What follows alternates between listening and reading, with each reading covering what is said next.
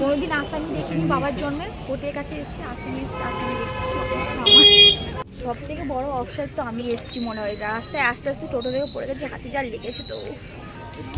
Hello everyone, good morning, সুপ্রভাত। কেমন আছো সবাই? আশা করি সবাই ভালো আছো। অ্যাজ ইউজুয়াল জাস্ট ফায়ারি আছো। জাস্ট কুয়াশাটা দেখো তোমরা, জাস্ট কুয়াশাটা দেখো। আমি তোমাদের দেখাচ্ছি, তোমরা কি দেখতে পাচ্ছ?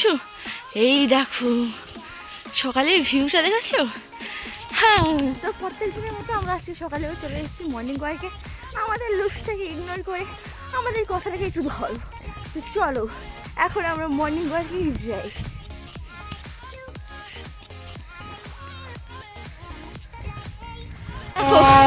ট্রেন দেখা যাচ্ছে না, আর লোলো অতদূর চলে গেছে।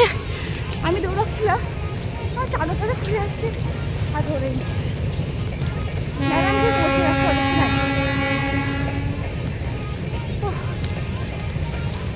ট্রেন যাচ্ছে। দেখো দীঘা যাচ্ছে, সানডে স্পেশাল দীঘা। কাজের জন্য আমরা ইমিডিয়েটলি কোর্টে এসেছি। এবার কেন এসেছি সেটা তোমাদের বলবো, বাট ভিডিওটা স্টার্ট করার টাইম পাইনি, যে সেখানে এসে ভিডিওটা স্টার্ট করলাম। সকাল সকাল এসেছি যেহেতু কিছু খাওয়া হয়নি, তাই বললাম একটা চা খাই। এখানে এক কাপ চা নিয়ে নিচ্ছি, একটা বিস্কুট দাও, হ্যাঁ একটা করে দাও। এখানে নিয়ে নিচ্ছি একটা একটা করে চা। এই যে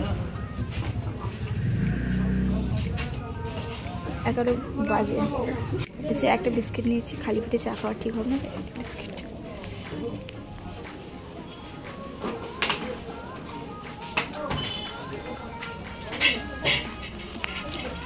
এখানে মেজদি আছে, রনি আছে, জামাইবাবু আছে, আর আমি আছি রাজা।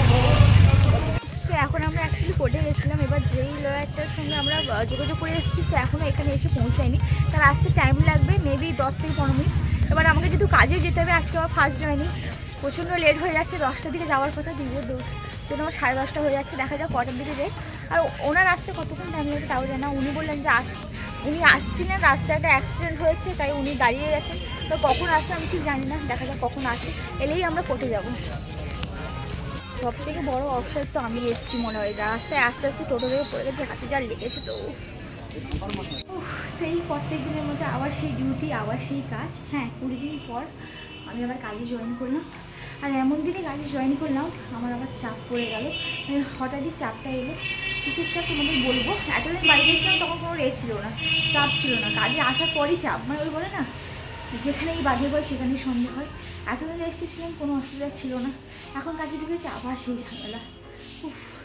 এসছি দোকানে একটু বসি, নিঃশ্বাসটা ঠিকঠাক করে নিই, তারপর তোমাদের সঙ্গে কথা বলছি। ব্লগটা আবার কন্টিনিউ করছি, দেখতে স্কিপ করবো না। ওখানে গেছিলাম, দোকান থেকে আবার এই কোর্টে এসেছি। কোর্ট থেকে এপিডোপিটটা নিয়েই যাচ্ছি আর কি। অ্যাকচুয়ালি আমরা এসেছিলাম কোর্টে এক্ষুনি আবার এপিডোপিটটা আনতে। এবার এপিডোপিটের কারণ হলো দিদির ছেলেকে কৃষ্ণনগর স্কুলে, মানে আমাদের কাঁথি কৃষ্ণনগর স্কুলে ভর্তি করানো হচ্ছে। এবার ওখানে তার বার্থ সার্টিফিকেট প্রবলেম আছে, তো ওটা ঠিকঠাক করার জন্য আমরা এপিডোপিট করছি। ওটা হয়েও গেছে, এই যে এখান থেকে জেরক্স করছে, জেরক্স করে আবার স্কুলে যাবে জমা দিতে। এই যে এপিডোপিট আসামি দেখছি। কোনোদিন আসামি দেখিনি বাবার জন্মে, কোর্টের কাছে এসেছি, আসামি এসেছি, আসামি দেখছি। এটা আমাদের লোলোদের স্কুল, এখন থেকে রনিদেরও স্কুল হয়ে গেছে।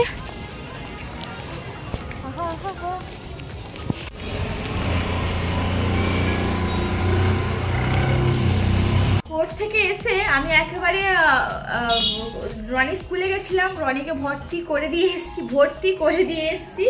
এসে এখন জাস্ট খেতে বসবো। মেজদি এসেছিল, রনিকে এখানে দিয়ে গেল। রনি এখানে থাকবে, কারণ দিদি গেছে হসপিটালে। রনির অ্যাকচুয়ালি প্রবলেমটা হয়েছে কি, আমি এবার তোমাদের বলি দাঁড়াও। ওর প্রবলেম হয়েছে, ওর বার্থ সার্টিফিকেটে ওর মায়ের নাম ভুল আছে, মানে রনির মায়ের নাম একটু ভুল আছে। ওটা যতক্ষণ না কারেকশন হবে ততক্ষণকে ভর্তি নিবে না বলেছিল। তো যদিও রনি ভর্তি হয়ে গেছিলো, বাট স্কুল থেকে যেমন একটা ব্যাপার থাকে, তাই আমরা কোর্টে গিয়ে এপিডোপিট বের করে নিয়ে এসে ওটা আপাতত স্কুলে জমা দিয়েছি। স্যারদের সঙ্গে কথা বলে ওটা জমা দিয়েছি। আর স্যারটা বলেছেন 6 মাসের মধ্যে বার্থ সার্টিফিকেটটা কালেকশন করে জমা দিতে। তো সেটাই এখন করতে দিদিরা হসপিটালে গেছে। যেহেতু রনির বার্থ সার্টিফিকেটটা হয়েছে হসপিটালে, তো ওখানেই কালেকশন হবে। লোলোর সময় সেম প্রবলেম হয়েছিল, আর লোলোটা মিউনিসিপ্যালিটি অফিসে হয়েছিল বলে হয়ে গেছিলো, বাট রনিরটা একটু ডিফিকাল্ট ব্যাপার হচ্ছে আর কি। তো চলো আমি এখন লাঞ্চ করি, পরে এইসব ব্যাপারে কথা হবে। তো দেখো এখানে আছে কলা, কচি কচি কলাগুলো আলু দিয়ে ভাজা করেছে, আর ওখানে করেছে সাব মাছে, এটাকে আমরা বেসিক্যালি পাটিয়া মাছ বলি, ওটাকে ধনেপাতা দিয়ে ফ্রাই করেছে। এখানে উচ্ছে দিয়ে কাটাপোনা মাছের ঝাল হয়েছে আর ডিমের ঝোল। আজকে লাঞ্চ এতগুলো। তো যাই হোক বাড়ি চলে এসেছি, আর বাড়ি এসে না চেঞ্জ করে বসেই ছিলাম। আমার রুমটার অবস্থা দেখো কি জঘন্য হয়ে আছে, মশারি টেডি বগেরা বগেরা সব নোংরা হয়ে পড়ে আছে। আর লোলোটা এতটাই নোংরা, মানে কি বলবো, রুম আমার পরিষ্কার রাখে না। আর বলো তো কাজ থেকে আসার পর যখন রুমটার অবস্থা তোমরা এরকম দেখতে পাবে, কার না অশান্তি লাগে বলে। এসে যে একটু গড়ে পড়বো তারও শান্তি নেই, নোংরা অগোছালো রুম আমার পছন্দ না অ্যাকচুয়ালি। তো যাই হোক এখন খাবো, খিদেও পেয়েছে, প্রচণ্ড খিদে পেয়েছে। যেহেতু আমি এখন বাইরের খাবারটাকে একটু ইগনোর করি, যেমন আমি প্রচণ্ড আগে ফাস্টফুড খেতাম, বাট খেয়েছি ওই রোল চাউমিন প্রচুর খেতাম। তো এখন ওই দুপুরবেলা যে মা ভাত দেয় ওটাই খাই। তারপর 5:30 6টা বাজলে মশলা করি, আর কিচ্ছু খাই না। এখন চাটাকে মানে দুধ চাও খেতাম, ওটাকেও আমি ছেড়ে দিচ্ছি খাওয়া টোটালি। তো বাইরের খাওয়া সব খাই না। বাট আজকে অনেকদিন পর মাকে বললাম মা তরকারি একটু নিয়েছি, রুটি খাবো। কিন্তু রাতের বেলা মা আমাকে একদিন ছাড়া একদিন ভাত দেয়, আর যখন তখন কতদিনই খেয়ে নিই। আসলে ভাত আমি প্রচণ্ড ভাতুয়া, ভাত ছাড়া থাকতে পারি না। মাকে বললাম মা একটু রুটি নিয়ে আসি, এই তরকারি নিয়ে আসি, তরকারি রুটি দিয়ে খাবো। মা বলে হোক ঠিক আছে তুই নিয়ে আয়, তুই যখন খাবি ঠিক আছে নিয়ে। তো যেমন করে তেমন করে রুটি ভালো আছে, তরকার আর একটু চিলি চিকেন নিয়ে এসেছি। কতদিন আর বাইরের খাবার না খেয়ে থাকতে পারবো বলো তো? যদি বিড়ালকে যদি বলো মাছের চৌকিদারি করতে, বিড়াল কি পারবে বলো? তো চলো এখন আমি ওইটাই খাই। আচ্ছা জানো তো ডাক্তারবাবু আমাকে বলেছে বাইরের খাবার খাইতে না, যেই খাবারটা বাইরে থেকে আনে ওই খাবারটা যদি বাড়িতে খাই কোনো কি প্রবলেম হবে? তোমাদের যদি জানা থাকে আমাকে একটু প্লিজ জানিও। এখান থেকে নিয়ে নিলাম 2 পিস রুটি, আমি 2 পিস রুটিই খাই, আর তরকা থাকলে 2.5 পিস হয়ে যায়, নয়তো 3 পিস। তো এখানে আমি নিয়েছি তরকা আর চিলি চিকেন। আমার না তরকা খেতে কি ভালো লাগে আমি তোমাদের সত্যি এক্সপ্লেন করতে পারবো না, আমার তরকা খেতে এত ভালো লাগে। কিন্তু যার কাছে তরকাটা নিই তার দোকান আজকে বন্ধ আছে, তাই আমি আজকে অন্য দোকান থেকে নিয়েছি। কিন্তু সত্যি কথা বলতে তরকাটা একেবারে যাচ্ছাতা করেছে, খুবই একটা ভালো করেনি। কিন্তু তরকা দিয়ে যেহেতু খেতেই হবে, কোনো কিছু নেই, তাই তরকা দিয়ে খাচ্ছি। আর তরকা আর চিলি চিকেন, আমার রুটির সঙ্গে চিলি চিকেন খুবই ভালো লাগে, খুবই। তোমরা মাস্টলি ট্রাই করো কিন্তু রুটির সঙ্গে চিলি চিকেন। এখন খাওয়া কমপ্লিট হয়ে গেছে, আর লোলো বিছানায় ঝুলে গেছে। হ্যাঁ লোলো বিছানায় ঝুলে দিচ্ছে, আমি মুখে জাস্ট একটু ক্লিন লাগাচ্ছি। তো ওই শরীরটা একটু খারাপ করেছিল ঠিক না, তবে থেকে একটু ওই হেয়ার কেয়ার স্কিন কেয়ার কিছুই করতে পারি না। কারণ ওই যে বলে না যখন শরীর খারাপ হয় তখন এইসব কিছু করারও চিন্তা কোনো মাথায় আসে না।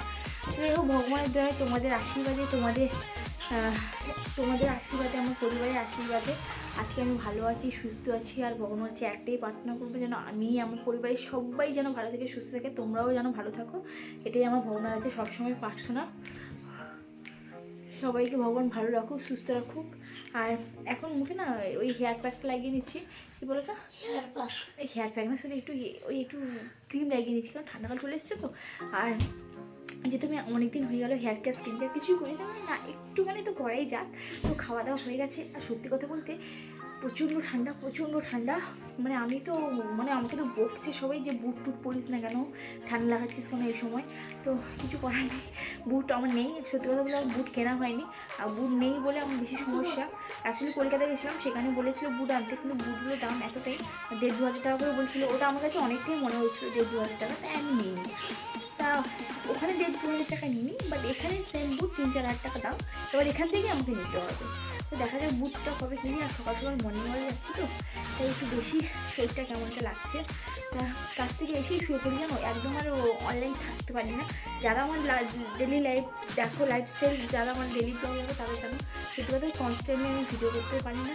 আর রাতে তো অনলাইন থাকি না। কালকে তো তোকে বেরোতে হবে না, এটা বলেই চলে যাবি। ওভার ড্রেস খুলে ফেলছে, কে লড়কি হ্যাঁ, আজব লড়কি হ্যাঁ। তো চলো আজকে ভিডিওটা এখানে এন্ড করছি, বেশি আর লং করে একদম ইচ্ছে নেই। তো চলো টাটা, গুড নাইট। একটু ঘুমো হবে, সারাদিন কাজে থাকার পর আর ব্লগ করতে ভালো লাগে না। আর আজকে তো অনেক খাটনি হয়েছে ওই রনির এপিট ওপিট হেন তেন নিয়ে এসে, তাই হোক হয়ে গেছে ভগবান দেয়। তো চলো পরে ফোন করছি, পরে ব্লগিং কন্টিনিউ করবো। আজকে ভিডিওটা এতই, টাটা।